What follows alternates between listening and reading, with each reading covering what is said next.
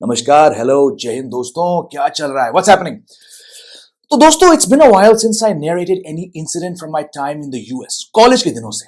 तो मैंने सोचा उन दिनों से एक और किस्सा आज पेश किया जाए आपके लिए, क्योंकि आप में से बहुत व्यूअर्स उन कॉलेज के दिनों के कहानियां को सुनकर कमेंट्स लिखते हैं और रिक्वेस्ट करते हैं कि आप कॉलेज के दिनों से और भी किस्से सुनाइए हमें। Now, before I narrate the incident to you, let me set up the background. दोस्तों, जब मैं छोटा था तो एक समय था, कुछ 6 महीने की बात होगी, मुंबई में, जब मेरे फादर शूटिंग और स्टेज शोज में बिजी रहते थे और मेरी मदर अपने स्कूल चलाने में।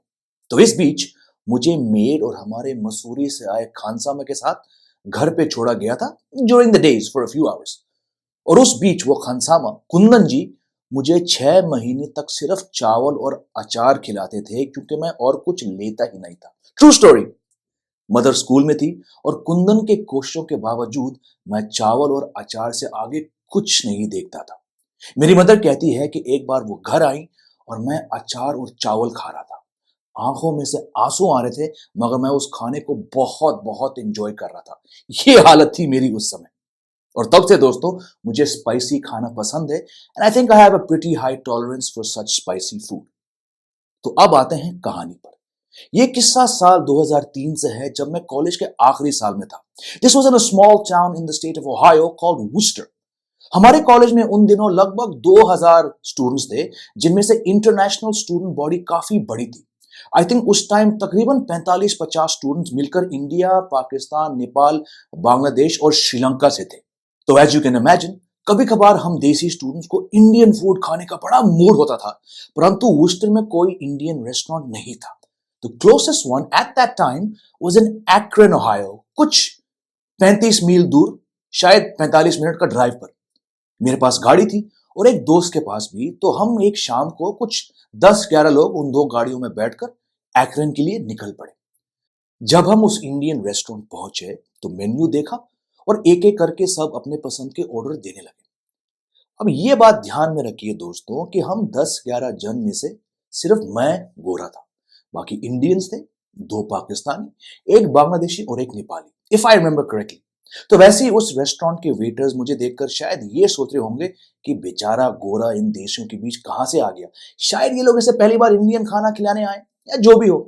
खैर, जब मेरी बारी आई ऑर्डर देने की, तो मैंने एक आंध्रा चिकन डिश मंगाया और वेटर ने मुझसे कहा कि sir, it's spicy, should I make it normal for you? तभी मैंने देखा कि उस आइटम के पीछे मेन्यू पर स्पाइसी और सुपर स्पाइसी ऑप्शंस थे। मैंने कहा इंग्लिश में, नहीं नहीं, आई लाइक स्पाइसी फूड, बल्कि तुम मेरे लिए इसे सुपर स्पाइसी बनाना। वेटर ने कहा sir, it's very spicy, it's a hot dish. और मैंने बंदे से बोला boss, don't worry, I can handle spice, I have this one. Waiter ने कहा ओके सर, और बाकी के ऑर्डर्स लेते गया। मेरे दोस्त भी हंस रहे थे कि बेचारे इस वेटर को क्या मालूम है कि अपना जम्मू भाई इंडिया से है और स्पाइसी फूड बचपन से खा रहा है।